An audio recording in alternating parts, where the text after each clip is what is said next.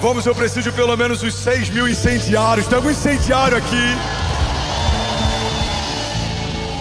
Eu vim pregar para uma igreja viva, debaixo de uma unção que gera avivamento. Então você não vai ser um espectador, você vai queimar junto comigo até o final, até que ele venha, amém? A palavra de Deus em Hebreus 4,14 diz assim: portanto, visto que temos um grande sumo sacerdote que adentrou os céus, Jesus, o Filho de Deus, apeguemo-nos com toda a firmeza à fé que professamos, pois não temos um sumo sacerdote que não possa compadecer-se das nossas fraquezas, mas sim alguém que, como nós, passou por todo tipo de tentação, porém sem pecado. Assim sendo, aproximemo-nos do trono da graça com toda a confiança, a fim de recebermos misericórdia e encontrarmos graça que nos ajude no momento da necessidade. Alguém pode dizer glória a Deus por isso? A palavra de Deus fala a respeito de um Deus que se difere de todos os deuses do panteão ou da mitologia ou das culturas asiáticas, das culturas antigas. Nenhum deles, sendo supostamente criador, se fez criatura para experimentar o que a sua criatura experimentava e redimi-la a partir de uma vivência própria. Jesus é o único Deus que se despiu da glória, se fez homem e enfrentou tudo que eu e você enfrentamos. E por que ele faz isso? A gente poderia falar por horas a respeito disso. Só alguém que veio de uma semente irrepreensível poderia redimir a criação. Todos nós nascemos de uma semente que já tinha uma mancha de pecado. O pecado, ele já fazia parte da nossa concepção desde a queda de Adão.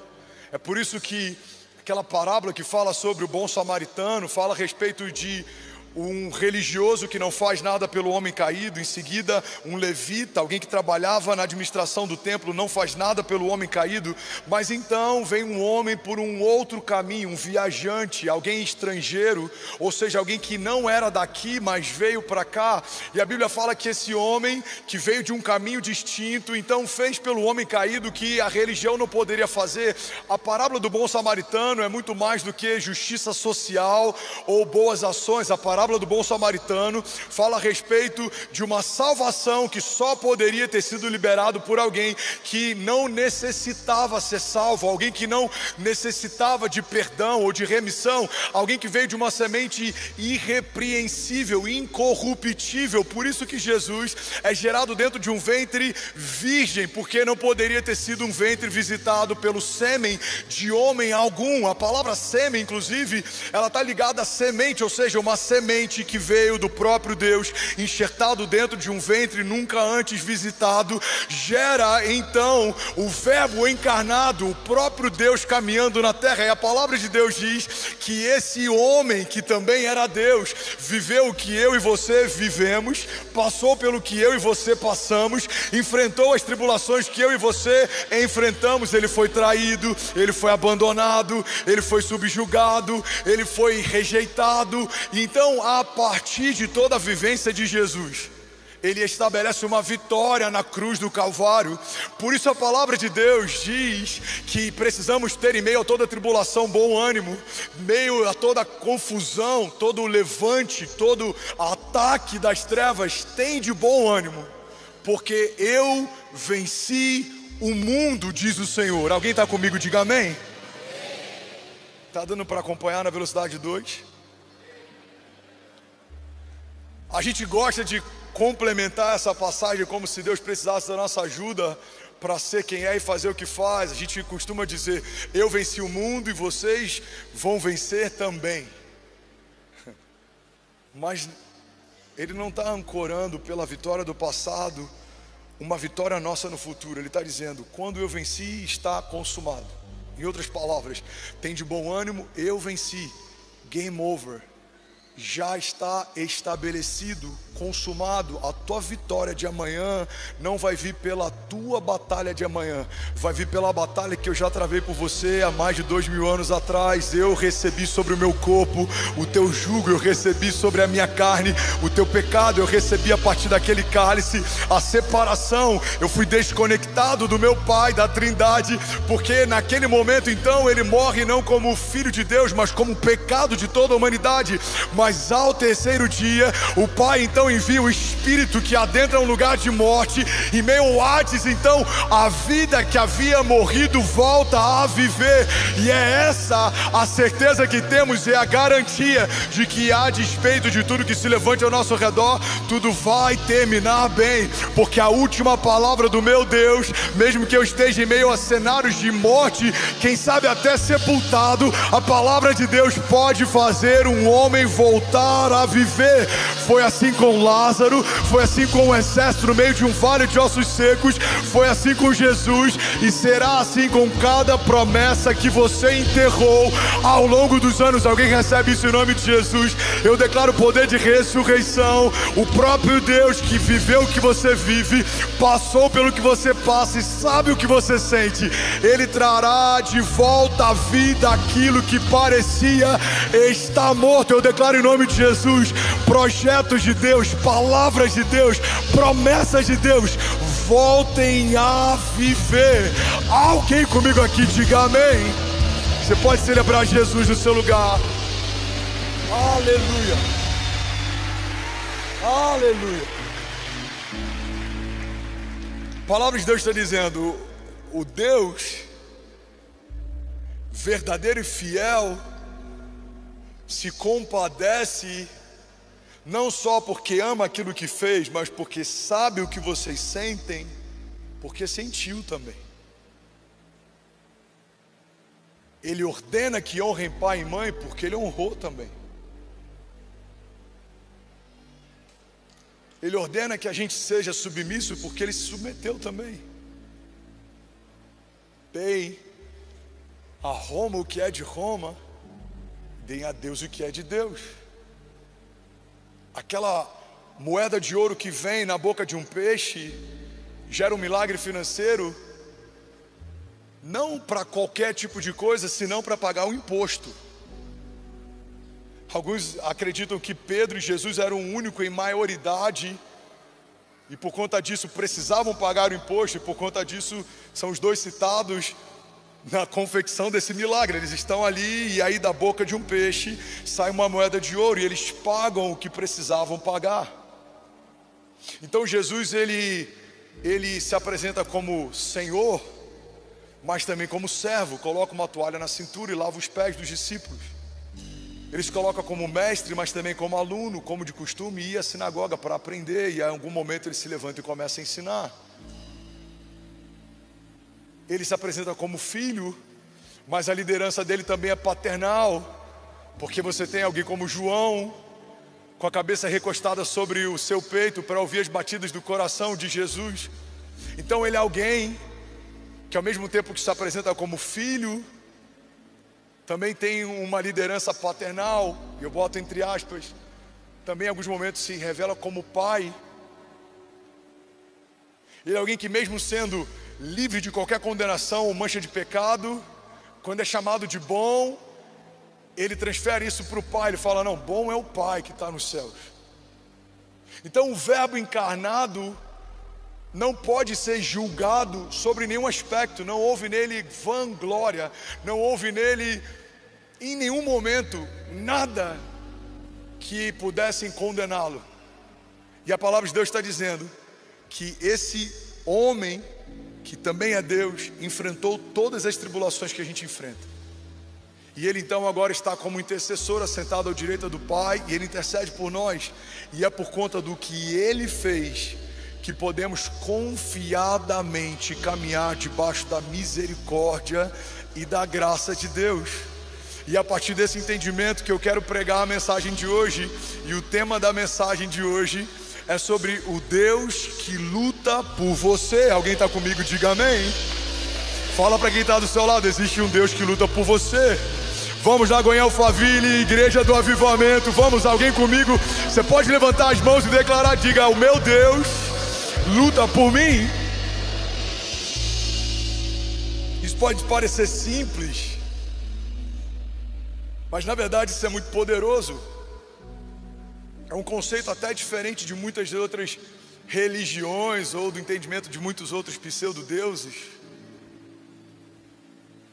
Porque a religião normalmente coloca no lugar em que você precisa fazer algo para. O Evangelho nos coloca no lugar em que o Filho de Deus já fez algo para. A religião fala, você precisa parar de fumar para se achegar a Deus. O Evangelho fala, vem do jeito que você está e deixa que eu limpo você. A religião fala, você precisa parar de beber para se apresentar. O Evangelho fala, vinde a mim, todos vós que estáis cansados e sobrecarregados, e eu vos aliviarei. A religião fala, você tem que fazer algo, porque o fazer na religião carrega um poder de justiça própria. Quando eu faço, eu me justifico. Então eu preciso fazer. Tem muitas religiões pautadas em benfeitorias, caridade. A caridade me ajuda na evolução, a caridade me ajuda na santificação. A caridade, não há nada que você faça que justifique o quão ruim você é sem Ele. Não é pelas minhas obras de justiça que eu me torno justo, mas é porque aquele que era justo se tornou pecado, que eu fui feito justiça de Deus. Então não é porque eu faço coisas boas que eu me torno bom, não é porque eu faço coisas justas que eu me torno justo. Tudo isso só acontece porque Ele tomou o meu lugar na cruz e Ele me deu o lugar dele no reino. Então eu fui feito herdeiro de Deus e co-herdeiro em Cristo Jesus. Então eu recebi novas vestes, novas sandálias, um novo anel. Eu recebi então filiação, fomos adotados por um espírito de adoção, pelo qual clamamos Abba Pai. Eu fui feito uma nova criatura, estou debaixo de uma nova natureza, me movo debaixo de um novo entendimento, e a partir dessa nova realidade, agora eu sei que há um Deus que luta por mim, porque eu sou parte de quem Ele é, eu sou um membro do corpo que Ele é o cabeça, eu sou parte de um reino. Não dá para alguém tocar em você sem que antes toque no Deus a qual você faz parte. Você foi enxertado numa videira verdadeira, você foi colocado, assentado com Ele nas regiões celestiais em Cristo Jesus. Alguém comigo diga amém. Então você pode ferir o Benício sem me ferir fisicamente, mas é impossível alguém ferir o Benício e isso não gerar em mim uma ferida. Você pode atacar a Cecília, mesmo que você não me ataque fisicamente, mas é impossível você atacar a minha filha sem que isso para mim seja um ataque. Então o inferno pode até tentar tocar em você, mas é impossível fazer isso sem que antes ele tenha tocado no Deus que cuida de você, ama você, sabe o que te fere, sabe o que te falta. É o Deus que recolhe as suas lágrimas, como diz o salmista. Toma nota de cada uma delas e a recolhe no seu odre. É o Deus que conhece o teu choro, como diz a palavra, e mesmo que ele dure uma noite, certamente a alegria vem pela manhã. Então a permissão de Deus em muitos momentos gera confusão, porque a ideia de que algo está acontecendo e Deus permitiu, parece que esse Deus não se preocupa comigo. Mas a verdade é que biblicamente a gente vê uma dinâmica de Deus. Somos ensinados a partir das permissões de Deus para que coisas se levantem. Então Deus ele está amadurecendo um povo a partir das permissões que Ele gera, por vários motivos. Em alguns é para gerar maturidade, em outros é para gerar profundidade, em outros é porque esse povo se perdeu. Eu não tenho dúvidas que em algum momento na nação brasileira a gente negociou alguma coisa, a gente começou a edificar novos altares, a gente colocou os nossos olhos para celebridades e começamos a nos mover por idolatria e nos desconectamos de uma essência, e por conta disso muitas coisas estão vindo sobre a nação. Isso é ruim para quem passa, mas é necessário que a gente passe. Nada trouxe mais crescimento historicamente para a igreja de Jesus do que a perseguição. Nada fortaleceu mais a igreja de Jesus do que os levantes. A igreja primitiva enfrentou coisas que em nada parecem com o que a gente enfrenta. Porque hoje a gente tem meia dúzia de haters, a gente tem comentários maldosos, a gente tem talvez um viés político, a gente tem um desafio dentro de algumas universidades federais, a gente tem toda essa questão, mas isso é muito pouco diante de algo que os primeiros passaram.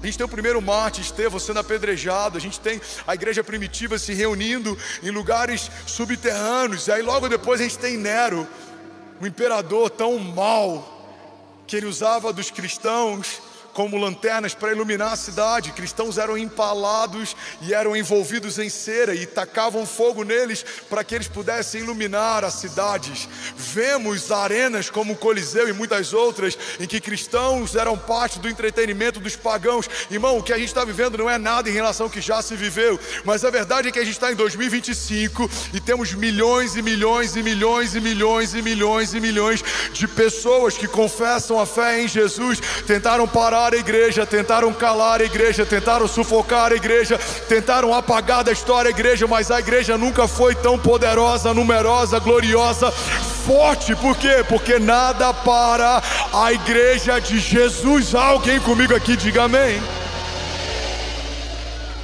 Por que nada para? Porque Deus luta por você. Não são as suas forças, não são as suas estratégias, é a misericórdia do Senhor que nos mantém de pé. Me ajuda a pregar, pega a mão de alguém, aperta e fala: é a misericórdia de Deus que te mantém de pé, irmão. Fala com autoridade: é a misericórdia de Deus que te mantém de pé. Tiago 1:2 diz: meus irmãos, considerem motivo de grande alegria o fato de passarem por diversas provações, pois vocês sabem que a prova da sua fé produz perseverança, e a perseverança deve ter ação completa, a fim de que vocês sejam maduros e íntegros, sem lhes faltar coisa alguma. Alguém está comigo? Diga amém. Aqui ele fala sobre qual é o propósito, ele cria um nexo causal, ele fala qual é a consequência. Aqui ele fala o porquê que Deus permite, para que Deus permite, o que ele espera. Se em algum momento a gente estiver mal por conta das coisas que estão acontecendo, a gente precisa ir para esse lugar. Por que Deus permite diversas provações? Para que eu tenha perseverança. Mas por que eu preciso de perseverança? Para que a fé tenha ação completa. E o que isso vai gerar em mim? Isso vai gerar em mim maturidade. Ele quer que eu seja íntegro e maduro. Para quê? Para que não me falte coisa alguma. Não é agradável, não é bom enquanto se passa, mas é necessário que se passe. Não é agradável, não é fofinho enquanto se vive, mas é necessário que se viva. E é por isso, irmão, que eu sou longe de ser um Jó, eu sou longe de ser alguém com muitas marcas, muita gente aqui que talvez não tenha acesso ao púlpito, ao microfone, tem histórias muito mais difíceis, mas eu lembro que no início da minha jornada, muito novo na fé, teve um momento que eu comecei a me questionar, porque nos meus primeiros 6 ou 7 anos eu já tive o desafio da Kezinha bipolar na gravidez da Cecília, eu tive um problema cardíaco, 35 dias no hospital lutando para viver, a gente passou por humilhação, despejo, a gente passou por tribulações, falta, vergonha, e aí chegou um momento que eu falei: Deus, por que tanta coisa está acontecendo se a gente é temente ao Senhor, se a gente ama a Tua vontade, se a gente abriu mão de tudo para poder viver o ministério, mas hoje liderando tantas pessoas, carregando tantas histórias, vivendo tantos cenários, eu entendo porque Deus queria gerar em mim não só a empatia de entender o que você sente, porque já senti, como também a autoridade para ministrar, para que você enfrente como também já enfrentei. Agora, o que eu vivi até aqui, me trouxe até aqui. Deus vai permitir coisas novas sobre cada um de nós, para que tenhamos um novo nível de maturidade, autoridade e fé, porque se Deus quer confiar a você nações, você precisa carregar as marcas de um rei, de um um príncipe, Deus te deu governo, precisa caminhar como alguém que governa. Deus não vai confiar a um filho maduro que não teve processos, que não foi experimentado algo tão glorioso. Deus está nos chamando para viver algo que ninguém viu, ninguém ouviu e não penetrou no coração do homem. Alguém comigo aqui, diga amém. E aí nesse processo eu sou ensinado a confiar em Deus. E como que aprendemos a confiar mais nele? Quando ele permite que a gente seja lançado em meio a cenários em que a gente não tem o que precisa ter, não sabe o que precisa saber e não pode o que precisa poder. Quando você está nesse lugar de insuficiência, irmão, pega isso aqui. Alguém está recebendo algo de Deus nessa manhã? Eu sinto que a gente está debaixo de um ensino profético aqui, amém? Quando você está nesse lugar de insuficiência, você está diante de uma oportunidade extraordinária de viver total dependência, porque quando o que eu posso, tenho ou sei é insuficiente, eu recorro a quem tem, pode e sabe todas as coisas. Daniel é fiel ao Senhor e, como consequência da fidelidade dele, é lançado na cova dos leões. Irmão, a gente está com uma fé tão rasa nos dias de hoje. Esses dias, pasmem, uma família saiu da nossa igreja e ele comentou comigo, mas não só comentou comigo, como ligou para várias pessoas que fazem parte da nossa igreja para comentar o entendimento que ele teve. Ele falou: olha, eu estou saindo da igreja porque tem alguns meses que eu não estou prosperando, e eu entendo que eu não estou prosperando por conta do lugar que eu estou plantado, então eu vou sair da igreja. E aí alguém me perguntou: pastor, o que você acha disso? Eu falei: essa é a expressão da diferença entre aliança e conveniência. Aliança, estou quando tudo vai bem para mim. Aliança é conveniência, estou quando tudo vai bem para mim. Aliança é estou porque Deus me plantou aqui. A gente tem uma fé rasa muitas vezes, a ponto de achar que se me entregaram para os leões, Deus me abandonou. Se estou vivendo um naufrágio, Deus me abandonou. Se a serpente picou a minha mão, Deus me abandonou. Mas a gente vê nos heróis da fé algo completamente distinto. Paulo naufragou e ainda assim continuou crendo. A serpente o picou e ainda assim continuou crendo. As mãos feridas agora curam. O Paulo que naufragou agora fala com o imperador. Nós vemos homens sendo gerados em meio a cenários de cárcere, em meio a cenários de levante, em meio a tribulações, em meio a muitos desafios. Então a fé madura entende que as tribulações e sofrimentos leves e momentâneos estão gerando em nós uma glória eterna que pesa mais do que todos eles. Imagina Daniel olhando para aquele cenário em que tem leões famintos ao redor dele e acreditando que aquilo ali significa que Deus abriu mão de me proteger. Irmão, guarda isso em nome de Jesus. A fidelidade de Daniel fez ele estar numa cova com leões.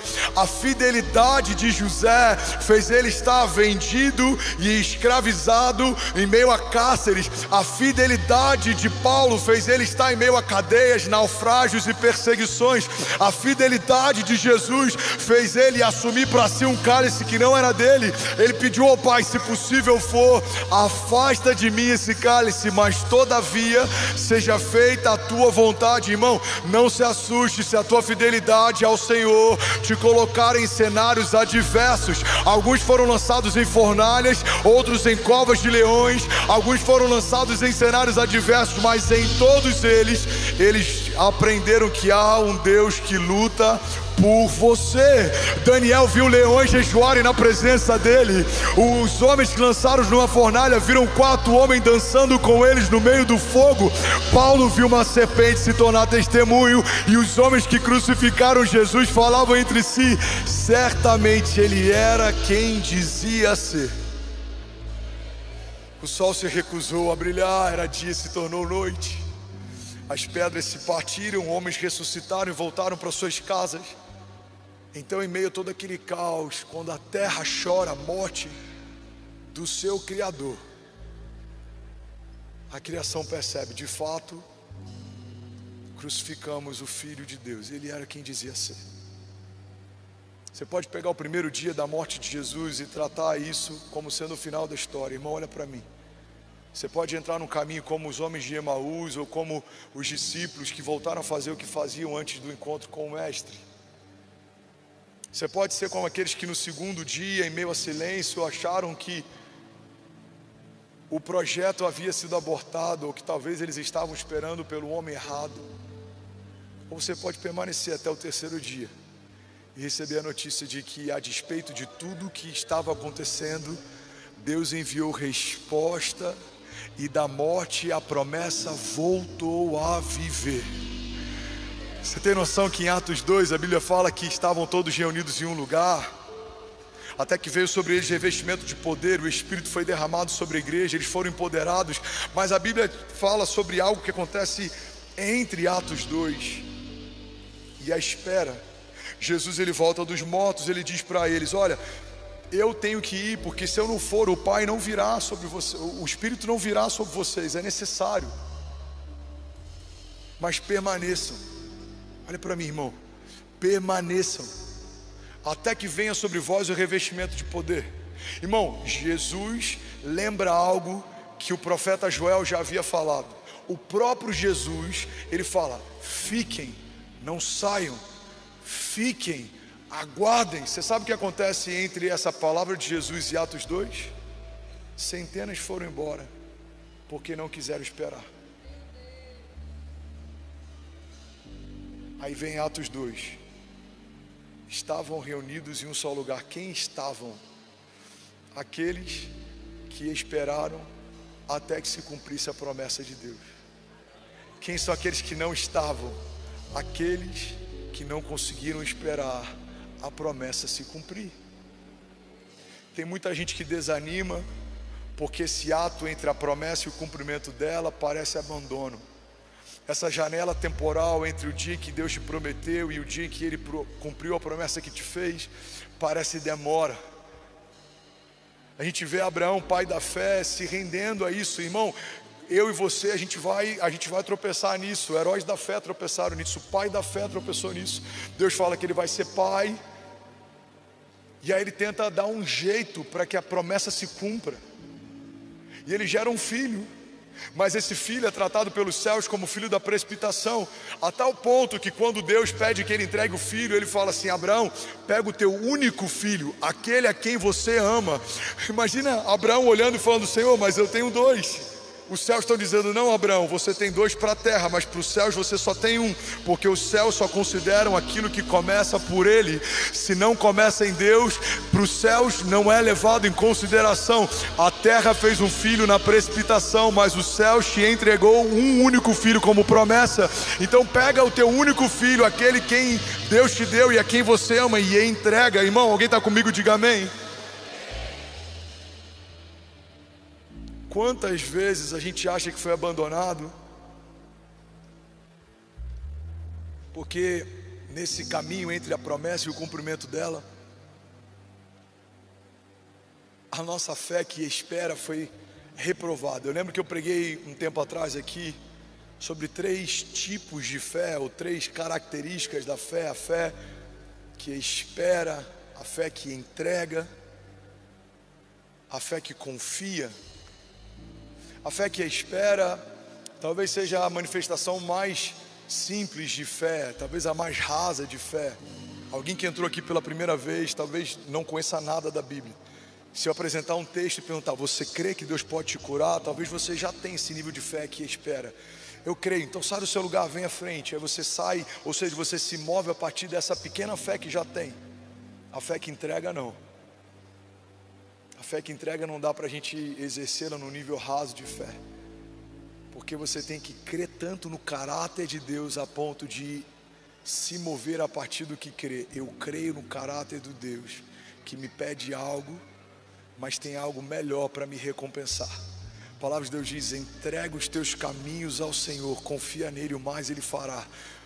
Eu entrego os meus filhos ao Senhor, eu entrego a minha vida ao Senhor, eu entrego os meus planos ao Senhor, eu entrego a minha agenda ao Senhor. Essa é uma fé que entrega. Alguém está comigo? Diga amém. E a fé que confia? A fé que confia, ela é testada no meio da tribulação. Você agora não só espera, não só entrega, você já entregou. Mas agora você precisa confiar que no meio de toda essa loucura, Deus continua lutando por você. Deus sabe do que você precisa, Deus sabe o que você tem passado, Deus sabe o que você enfrenta. Você precisa confiar no caráter de Deus. Tem uma frase, se eu não me engano, do Bill Johnson. Ele fala que não é só sobre sabermos que Deus existe, o inferno também sabe, mas é sobre confiarmos no caráter que Ele tem. Existe uma diferença muito grande, Lagoinha, em nós sabermos que Deus existe. Eu sei que Deus existe, mas existe um abismo entre eu saber que Ele existe e eu confiar no caráter que Ele tem. Eu sei que Deus existe, mas eu também sei que Ele é bom e a sua misericórdia dura para sempre. Eu sei que Ele existe, mas eu também sei que certamente a palavra de Deus vai me resgatar no meu dia mal. Eu sei que Ele existe, mas eu também sei que a sua bondade e a sua misericórdia estarão sobre a minha vida todos os dias, até que Ele venha. Alguém está comigo? Diga amém. Eu sei que Deus existe, mas eu também sei que certamente a última palavra vem da boca do meu Deus. Entender que Ele luta por você é sair do lugar em que sabemos que Ele existe e acessarmos um lugar em que confiamos no seu caráter. Ele é bom, Ele é justo, Ele é santo, Ele é misericordioso, Ele é fiel em todas as suas promessas. Ebenezer, até que nos ajudou o Senhor. Ele é o Jeová Nissi, o Senhor é a nossa bandeira. Ele é o estandarte que vai à frente das nossas batalhas. Jeová Rafa, o Senhor é um Deus que cura. Certamente dele flui toda a cura que eu preciso para colocar debaixo dos meus pés toda doença e enfermidade, porque na cruz do Calvário Ele me concedeu esse favor e essa herança. Ele é Jeová Jireh, Ele é o Deus que provê, Ele é o Deus da provisão. Ele não só é o dono do ouro e da prata, como me concede a partir de um princípio de mordomia a autoridade para usufruir do que há de melhor na terra. Ele é pai e eu fui estabelecido como filho. A partir de um espírito de adoção recebi herança e eu posso pedir, e a palavra de Deus diz que Ele me dará, se eu pedir, nações da terra e os confins dela como a sua propriedade. Alguém comigo aqui? Mas no dia da luta, a primeira coisa que é testada é o quanto de fato cremos no Deus que dizemos conhecer. Irmão, guarda isso em nome de Jesus. Tudo que dizemos crer a respeito de Deus é testado no dia da nossa aprovação. Você está comigo? O que você diz pensar a respeito de Deus pode ser alegoria, pode ser emoção, mas isso é testado no dia da aprovação. É no dia do sepultamento de um filho, é no dia do sepultamento de um parente, é no dia de uma notícia ruim, é no dia de um diagnóstico contrário, é no dia da falência, ou de uma falta, ou de uma perseguição, ou de uma dor. É nesse dia, nesse lugar, que vai ser extraído o melhor ou o pior de nós. Para quê, pastor? Para que tenhamos uma fé madura, sem que nos falte nada.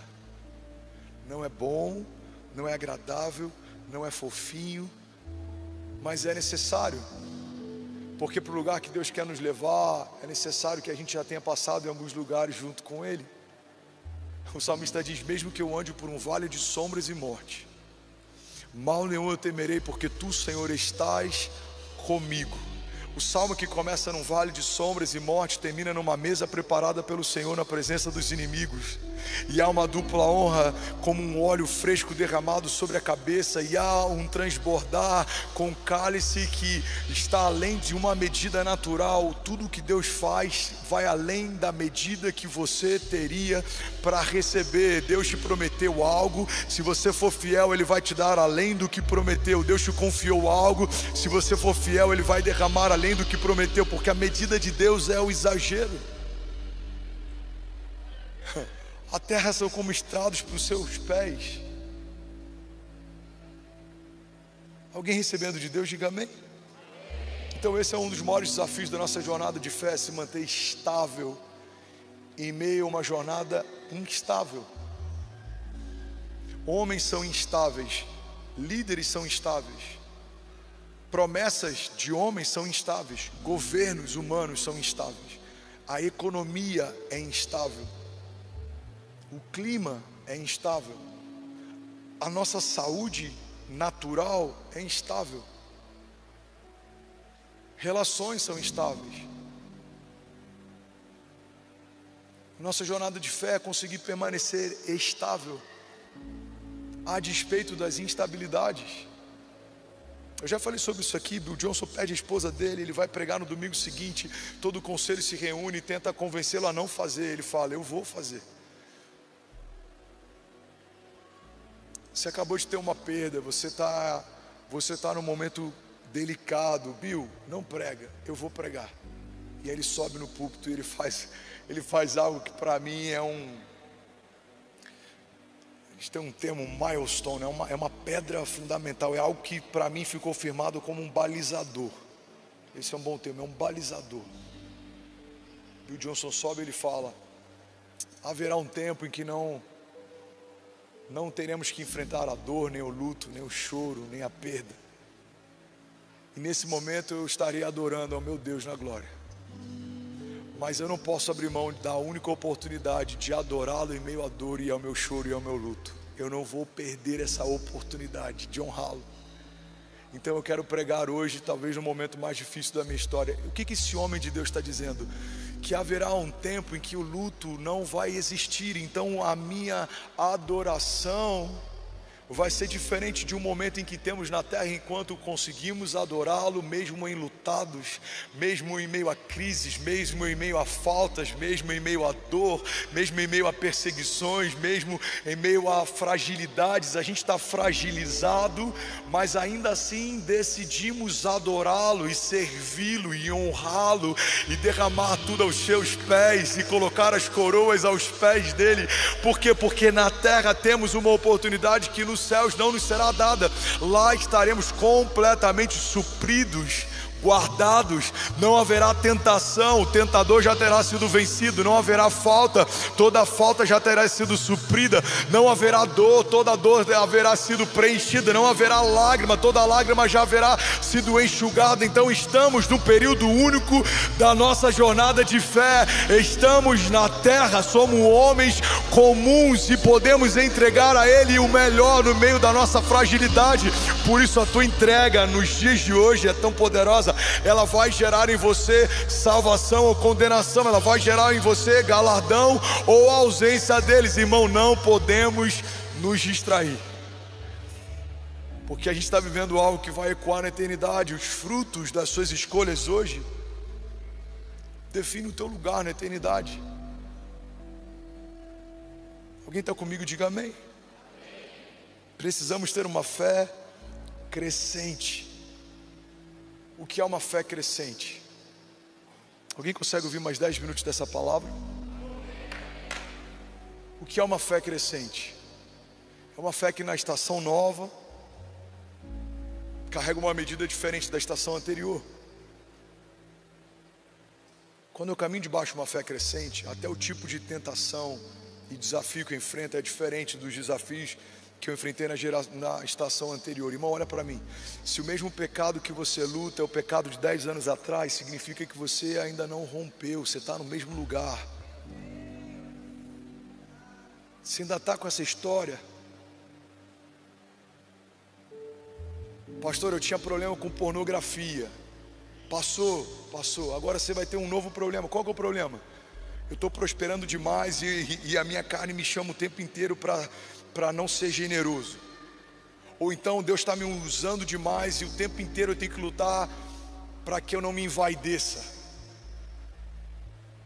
Deus me fez poderoso na terra e eu tenho lutado para que eu entenda que tudo isso tem um propósito para Ele, não só para os meus deleites. Você precisa estar lutando uma batalha nova, você precisa estar enfrentando novos gigantes, porque se são os mesmos, significa que você está como o exército de Israel estava.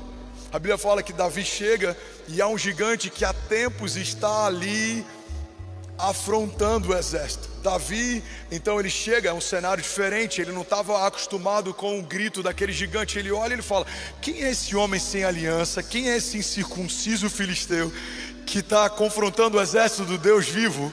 Alguém precisa parar com isso. O que a gente aprende nessa história é que se a gente não afronta de imediato os gigantes que nos afrontam, a gente pode começar a domesticá-los. O som do grito deles não nos incomoda mais. A pornografia incomoda no início, mas agora eu domestiquei, não incomoda tanto.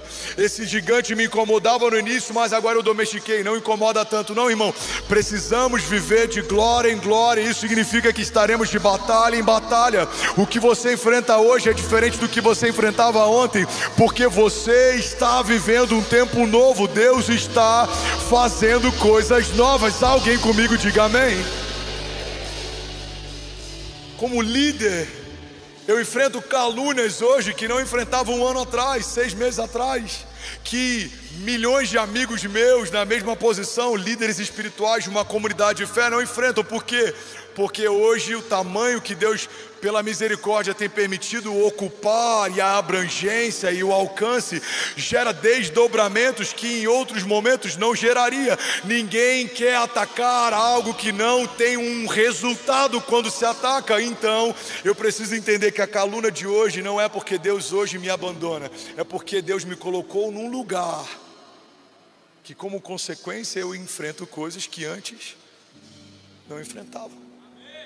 O Davi pastor lida com desafios que o rei Davi não lida mais. O Saulo, que persegue a igreja, lida com coisas que agora o apóstolo Paulo não lida mais. O menino Jesus, agora na cruz do Calvário, lida com coisas que não lidava antes. Você que é pai agora tem desafios que quando era solteiro não tinha.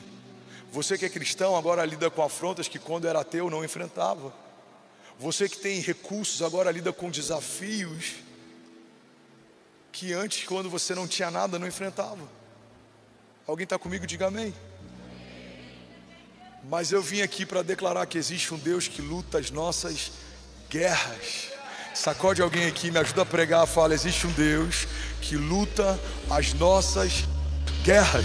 Somos mais de 15 mil famílias, Emirados Árabes conectado, Canadá conectado. Alguém pode celebrar Jesus aqui nessa manhã? Não, de verdade, alguém pode honrar Jesus por aquilo que Ele está ensinando e derramando nessa manhã? Será que alguém pode dizer: ainda bem que eu vim, Jesus? Será que alguém pode dar um brado de liberdade? Vamos, será que alguém pode levantar as mãos e declarar com autoridade? Diga: existe um Deus que luta as minhas guerras.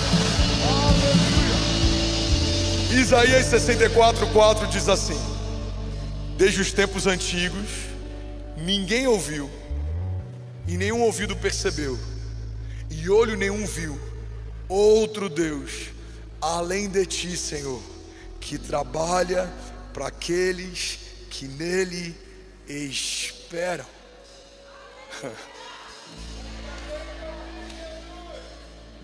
Nunca houve, nunca haverá, não há relatos na história, não há conhecimento no passado de outro Deus além do nosso que trabalha para aqueles que nele confiam. Deus está dizendo: a tua parte é confiar, a minha parte é fazer o que você não conseguiria fazer. Deus está dizendo para a criação: filho, faz o fácil, deixa que o impossível eu faço. Porque o que é mais fácil?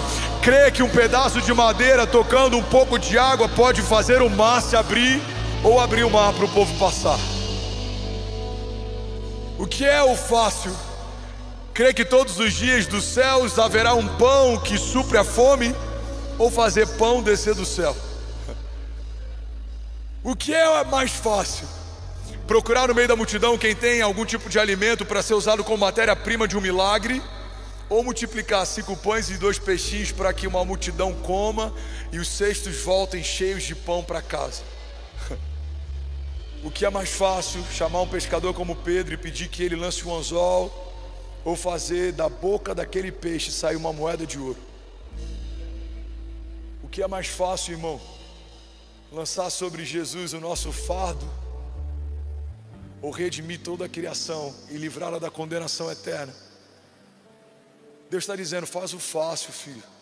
Deixa que o impossível eu faça. A tua parte é crer e a minha parte é fazer algo a partir do que você creu. A tua parte é confiar e a minha parte é mover céus e terras a partir da confiança que você depositou em mim. A palavra de Deus diz que feliz é o homem que teme ao Senhor, será bem sucedido em tudo que faz. A palavra de Deus diz que aqueles que confiam no Senhor, eles correm e não se cansam. Lamentações 3:26 diz: bom é ter esperança e aguardar em silêncio a salvação que vem do Senhor. Bom é ter esperança e aguardar em silêncio a salvação que vem do Senhor. Ministre isso para a tua alma. Feche teus olhos e declara isso. Diga: bom é ter esperança e aguardar em silêncio a salvação que vem do Senhor. Em que nós temos crido e em quem esperamos. Enquanto a nossa esperança estiver firmada em algo volúvel, nos frustraremos. Mas a partir do momento que a nossa esperança está firmada em algo involúvel, invariável, imutável, inquebrável, invencível, a nossa alma prospera, a nossa alma floresce. A Bíblia diz que a esperança tardia adoece o coração, mas quando ela se cumpre, formoseia todo o rosto. Tem muita gente cansada porque está esperando no lugar errado. Talvez você aguarde até pela promessa certa, mas você ancorou a promessa no lugar errado. Você acha que quando alguém te notar no ministério, o teu chamado vai florescer. Você acha que quando o momento do Brasil for favorável, a tua casa vai prosperar. Você acha que quando fizerem isso por você, aquilo que você aguarda vai acontecer. Não, não, não. Você está esperando a coisa certa no lugar errado. Quando o Senhor quiser, Ele vai fazer independente do que me cerca. Quando o Senhor estender as mãos, Ele vai cumprir o que prometeu, porque Ele é fiel em todas as suas promessas. Os dias podem ser maus, mas o meu Deus é bom. Os dias podem ser confusos, mas Ele é um maravilhoso conselheiro. Nele não há confusão, nele não há mentira, nele não há variabilidade. Ele é imutável, Ele é o mesmo ontem, hoje, para sempre. Há alguém comigo aqui? Diga amém. Aleluia. E eu finalizo, irmão, profetizando e trazendo um entendimento sobre você a respeito de uma identidade que temos como povo de Deus. Fomos em Jesus destinados a reinar. E é por isso que todo homem posicionado gera tanto incômodo, porque a tua posição gera denúncia. Irmão, olha para mim, pega isso em nome de Jesus. Existe uma história na Bíblia que todos já ouvimos milhares de vezes pregações a respeito dela. Fala sobre uma mulher que pega um bom perfume, um perfume caro, e lava os pés de Jesus com esse perfume. Alguém está comigo? Essa mulher paga um preço. Essa mulher usa de recurso. Essa mulher investe algo, porque ela entende que o valor do que ela faz excede o valor que ela está gastando. Alguém está comigo? Mas a Bíblia diz que enquanto ela faz isso, religiosos, hipócritas, contestam o valor que ela investe. Alguns pensam: se essa mulher tivesse dado o recurso desse perfume aos pobres, na verdade nenhum deles teria dado aos pobres. Mas todo hipócrita tem um discurso politicamente correto para contestar a tua entrega, porque a tua medida de entrega denuncia a falta de entrega deles. Jesus, sabendo o que eles pensam naquele momento, diz: vocês contestam a entrega dela, mas desde que eu cheguei não me beijaram com ósculo santo. Vocês contestam a entrega dela, mas desde que eu entrei na sala vocês não me honraram. Irmão, guarda isso aqui em nome de Jesus. A entrega daquela mulher denuncia a falta de entrega naquela sala. Você foi chamado para reinar, e a partir do momento que você reina, você denuncia todo mundo que não reina. Você foi chamado para prosperar, e a partir do momento que você prospera, você é uma denúncia para todo mundo que não prospera. Você foi chamado para viver em contentamento, e a partir do momento que você está contente, você é uma denúncia para todo mundo que vive descontente. Você foi chamado para caminhar debaixo de um reino inabalável. A partir do momento que você está firmado, você é uma denúncia para todo mundo que está completamente instável. E é por isso que muita gente diz que essa fé que nós pregamos, que fala a respeito de prosperar, avançar, multiplicar, estabelecer, governar, é uma fé positivista. Alguns dizem que é o evangelho açucarado, mas precisamos então remover da palavra e da Bíblia homens como Davi, que foram encontrados no pasto e colocados num trono, homens como José, que foram encontrados num cativeiro e colocados sobre o governo, homens como Abraão, que foram encontrados no lugar idólatra e colocados no lugar de paternidade da fé. Precisamos então tirar homens como Saulo, que de perseguidores da igreja agora se tornou aquele que tem as maiores revelações e a maior parte da confecção do Novo Testamento a partir do entendimento de uma nova aliança. Irmão, você foi encontrado em Deus de um jeito, mas a partir desse encontro você precisa ser elevado a um novo nível. Você era assim, não é mais. Vivia assim, não vive mais. Caminhava assim, não caminha mais, porque as coisas velhas ficaram para trás e a partir de Cristo tudo se fez novo. Há um Deus que luta por você. Alguém comigo aqui, diga amém. Sacode alguém do teu lado e fala: a tua posição vai denunciar falta de posição. Diga: você não vai parar de crescer só porque isso incomoda. Diga: você vai crescer ainda mais, porque é para esse lugar que Deus chamou. Alguém conhece aqui algum parente ou amigo que está incomodado porque agora você serve a Jesus e vem no culto? Tem uma artista aqui que fazia parte do grupo de uma emissora grande, e ela veio falar comigo com os olhos cheios de lágrimas. Ela falou: pastor, você não vai acreditar o que eu já recebi de ligação de ator, de jornalista e de diretor dessa emissora. E sabe o que eles estão revoltados? Eles estão falando: para de ficar falando na tua rede social sobre Jesus, para de ficar falando sobre isso. Ela falou: só que eu já tive um problema sério com o alcoolismo. Eu já tive um problema sério com o alcoolismo. Eu me tornei durante um período alcoólatra. Nenhum deles me ligava para saber no dia seguinte das festas que eu tinha completamente perdido a ciência das coisas, como eu estava, se eu precisava de algo, se eu precisava de ajuda. Mas agora me ligam para contestar minha fé e o meu encontro com Jesus. Eu falei: você precisa lembrar daquele jovem que tinha uma cegueira de nascença, e a Bíblia diz que com lodo e cuspe Jesus então tornou ele sarado. A Bíblia fala que os religiosos fizeram uma auditoria de milagres.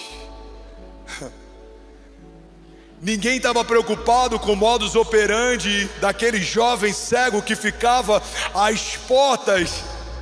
Mas agora todo mundo quer contestar o porquê que Jesus fez do jeito que Ele fez. Você sabe por quê, irmão? Quem não está vivendo milagre tem tempo demais para contestar quem está vivendo.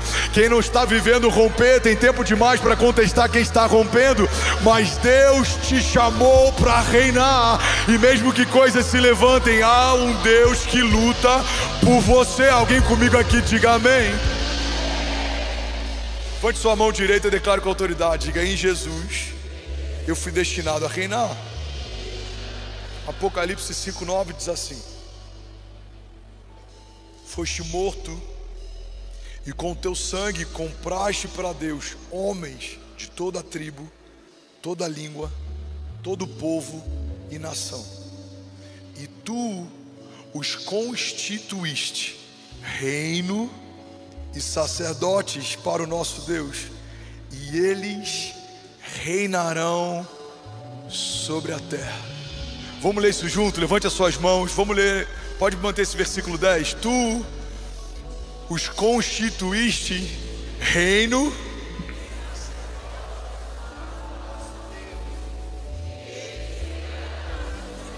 Não, você vai falar com mais autoridade. E eles Romanos 5,17: se pela transgressão de um só a morte reinou por meio dele, muito mais aqueles que recebem de Deus a imensa provisão da graça e a dádiva da justiça, eles reinarão em vida por meio de um único homem, a saber, Jesus Cristo. Vamos, alguém pode ficar de pé aqui nessa manhã? Será que alguém pode dar um brado de liberdade nessa manhã? Aleluia! Vamos ler junto, Romanos 5,17. Levante as suas mãos. Declare com autoridade: essa é a palavra de Deus. Você não está lendo uma bula de remédio, você está lendo a palavra da fé, que libera o cativo, que cura o enfermo. Levante as suas mãos, declare comigo, diga: se pela transgressão de um só a morte reinou, vamos, por meio dele, muito mais aqueles que recebem de Deus a imensa provisão da graça e a dádiva da justiça, reinarão em vida por meio de um único homem, Jesus Cristo. Você pode dar um brado de liberdade no seu lugar. Não, vamos lá, Goiânia Faville. Será que alguém pode, pelo amor de Deus, fazer barulho?